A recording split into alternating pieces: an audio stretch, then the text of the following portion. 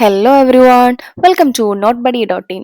So ഇന്ന് നമ്മൾ discuss ചെയ്യാൻ പോകുന്നത് +1 ദ പ്രൈസ് ഓഫ് ഫ്ലവേഴ്സ് എന്ന് പറഞ്ഞിട്ടുള്ള ഒരു ചാപ്റ്റർ ആണ്. ഇതൊരു റിവിഷൻ ക്ലാസ് ആണ്, അതുകൊണ്ട് തന്നെ എക്സാം ഓറിയന്റഡ് ആയിട്ടുള്ള ഇമ്പോർട്ടൻറ്റ് പോയിന്റ്സും ബ്രീഫ് സമ്മറിയാണ് നമ്മൾ ഉദ്ദേശിക്കുന്നത്. ഈ ചാപ്റ്ററിന്റെ എല്ലാ ആക്ടിവിറ്റീസും ഡീറ്റെയിൽഡ് നോട്ട്സും സമ്മറിയും നോട്ട് ബഡി ഡോട്ട് ഇൻ എന്ന് പറഞ്ഞിട്ടുള്ള സൈറ്റിൽ കിട്ടുന്നതാണ്. ലിങ്ക് ഡിസ്ക്രിപ്ഷനിലുണ്ട്.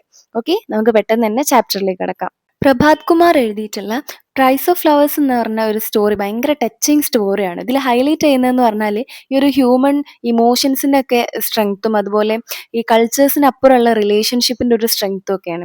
ഈ ഒരു കഥയിൽ പറയുന്നത് മിസ്റ്റർ ഗുപ്ത, അതായത് ലണ്ടനിലുള്ള ഇന്ത്യക്കാരനായിട്ടുള്ള ഒരു വ്യക്തിയും അതുപോലെ തന്നെ ഒരു ഇംഗ്ലീഷ് ഗേൾ ആയിട്ടുള്ള മാഗി എന്ന് പറഞ്ഞിട്ടുള്ള ഒരു കുട്ടിയും, ഇവരുടെ ഒരു സ്റ്റോറിയാണ് ഇതിൽ പറയുന്നത്. അതുപോലെ തന്നെ ഈ ചാപ്റ്റർ കാണിച്ചു തരുന്നുണ്ട് കൈൻഡ് വേർഡ്സ് ആൻഡ് ഡീഡ്സ്, അതായത് നല്ല സംസാരം, നല്ല വേർഡ്സും അതുപോലെ ആക്ഷൻസും എങ്ങനെയാണ് ഡിഫിക്കൽട്ട് ആയിട്ടുള്ള ടൈംസിൽ വിഷമം അനുഭവിക്കുന്ന സമയത്ത് ഹോപ്പും കാര്യങ്ങളൊക്കെ കൊണ്ടുവരാമെന്നും ഈ ഒരു ചാപ്റ്ററിൽ നോക്കുന്നുണ്ട്.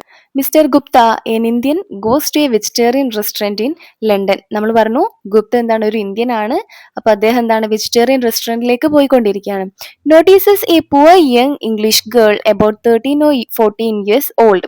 ആ സമയത്ത് ഒരു പാവപ്പെട്ടിട്ടുള്ള ഒരു കുട്ടി അല്ലേ, നമ്മളെ മാഗിയാണത്, മാഗിനെ കാണുവാണ്, നോട്ടീസ് ചെയ്യുന്നുണ്ട്. ഒരു 13-14 വയസ്സേ അവൾക്കുള്ളൂ. Her cloth shows poverty, her eyes look sad. അവളെ കണ്ടാൽ തന്നെ അറിയാം എന്താണ്, ആള് ഭയങ്കര വിഷമത്തിലാണ്. അതുപോലെ ദാരിദ്ര്യം പിടിച്ചിട്ടുള്ള ഒരു ഡ്രസ്സും കാര്യങ്ങളും ഒക്കെയാണ് ഉള്ളത്. She ask the cashier if the narrator is an Indian. അപ്പോൾ അവൾ കാഷ്യർ അടുത്ത് പോയിട്ട് ചോദിക്കുകയാണ് ഈ ഒരു നറേറ്റർ, അതായത് ഈ മിസ്റ്റർ ഗുപ്ത ഇന്ത്യൻ ആണോ എന്നുള്ളത്. Narrator becomes curious about her interest. അപ്പോൾ അദ്ദേഹം എന്താണ്, ഭയങ്കര ക്യൂരിയസ് ആവാണ്. കാരണം അറിയാത്ത ഒരാൾ വന്നിട്ട്, ഒരു കുട്ടി വന്നിട്ട് ഇദ്ദേഹത്തെ പറ്റി അന്വേഷിച്ചപ്പോൾ ഭയങ്കര ഒരു curiosity. Learns she come there only on Saturdays.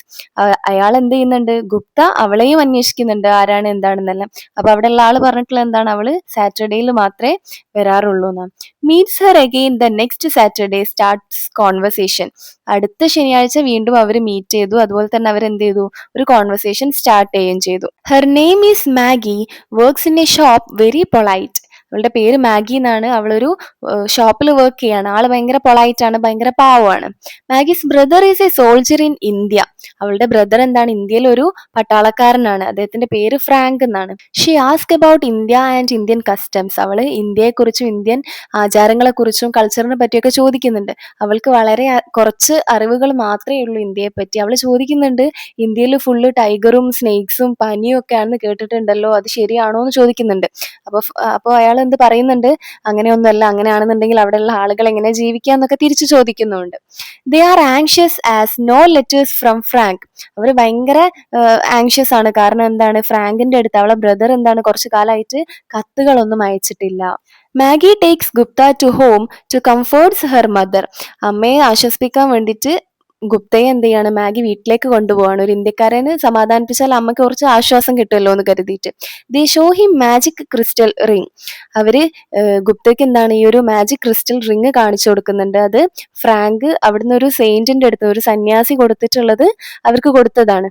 ഇതിൽ നോക്കിക്കുകയാണെങ്കിൽ എന്താണ്, ഫ്യൂച്ചർ കാണാൻ പറ്റും. അതായത് അവര് ആരെയാണോ അന്വേഷിക്കുന്നത്, ഭയങ്കരമായിട്ട് സ്നേഹിക്കുന്നത്, അവരെ ഇഷ്ടപ്പെടുന്ന ആളെ എന്ത് ചെയ്യുകയാണെന്നൊക്കെ കാണാൻ പറ്റും എന്ന് പറഞ്ഞിട്ടാണ്.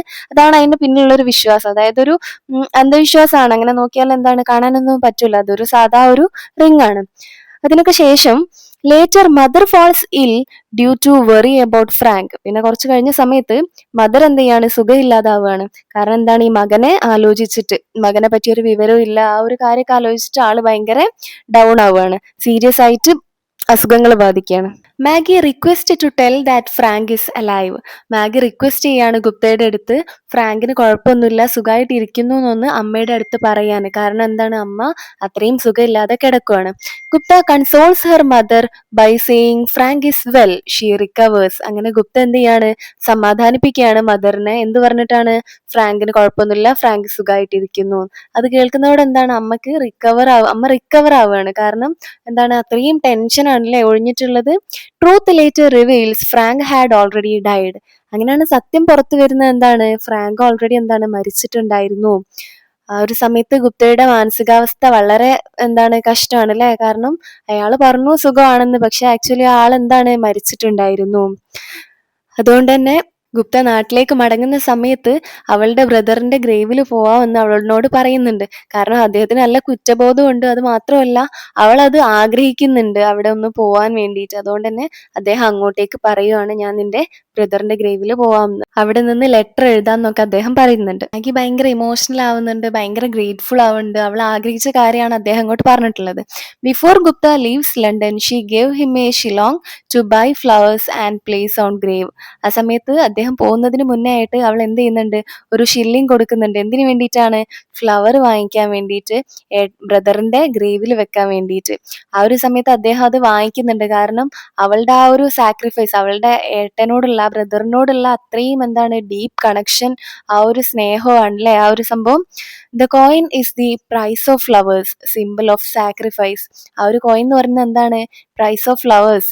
ആ ഒരു സിമ്പിളാണ് അവളുടെ ആ ഒരു സ്നേഹത്തിന്റെയും സാക്രിഫൈസിന്റെയും എല്ലാം. The story shows Maggie's love for her brother despite poverty. Poverty കാര്യങ്ങളൊക്കെ ഉണ്ട്, പക്ഷെ അതിനൊക്കെ അപ്പുറം എന്താണ്, മാഗിയുടെ ആ ഒരു ബ്രദറിനോടുള്ള ആ ഒരു സ്നേഹമാണ് ഈ ഒരു കഥയിൽ കാണിക്കുന്നത്. ഇതിലൊരു തീം എന്ന് പറയുന്നത് എന്താണ്? Human emotions of love, grief and friendship cross national boundaries. അതായത് ബൗണ്ടറികൾ ഇല്ലാത്ത ആളുകളുടെ എന്താണ് ഇമോഷൻസ് ഓഫ് ലവ്, ഗ്രീഫ് എല്ലാം എന്താണ് ഭയങ്കരമായിട്ടുള്ളൊരു ലവും ഗ്രീഫും എല്ലാം നമുക്ക് ഈ ഒരു ചാപ്റ്ററിൽ കാണാൻ പറ്റും. പിന്നെ അതുപോലെ തന്നെ എന്താണ്, ഈവൻ ദോ ഒരു ലൈ അയാൾ പറഞ്ഞിട്ടുണ്ട്, ഒരു കളവ് അദ്ദേഹം പറഞ്ഞിട്ടുണ്ട്, പക്ഷെ എന്താണ് അതൊരു പീസ് കൊണ്ടുവരുന്നുണ്ട് അല്ലെ ആ ഒരു ഫാമിലിക്ക്, ആ ഒരു മദറിന് അത് അത്രയും എന്താണ് സമാധാനം കൊടുത്തിട്ടുണ്ട്. അപ്പൊ എന്താ പറയുന്നത്, കൈൻഡ് വേർഡ്സ് അതൊരു കളവായാൽ പോലും അതെന്താണ് സമാധാനം കൊണ്ടുവരുന്നുണ്ട്. ചില സമയങ്ങളിലൊക്കെ compassion is greater than truth. സത്യത്തിനേക്കാളും എന്താണ് ഈ ഒരു അനുകമ്പയാണ് ഗ്രേറ്റർ ആയിട്ട് നിൽക്കുന്നത്. ഇത്രയാണ് ഈ ഒരു ചാപ്റ്ററിൽ നമുക്ക് പഠിക്കാനുള്ളത്. ഇതിന്റെ ഡീറ്റെയിൽഡ് നോട്ട്സും സമ്മറിയും notebuddy.in എന്ന് പറഞ്ഞിട്ടുള്ള സൈറ്റിലുണ്ട്. ആക്ടിവിറ്റീസും എല്ലാം അതിൽ കിട്ടുന്നതാണ്. ചെക്ക് ചെയ്ത് നോക്കുക. നന്നായിട്ട് തന്നെ പഠിക്കുക. എക്സാം ഒക്കെ എഴുതാം. Okay, good luck.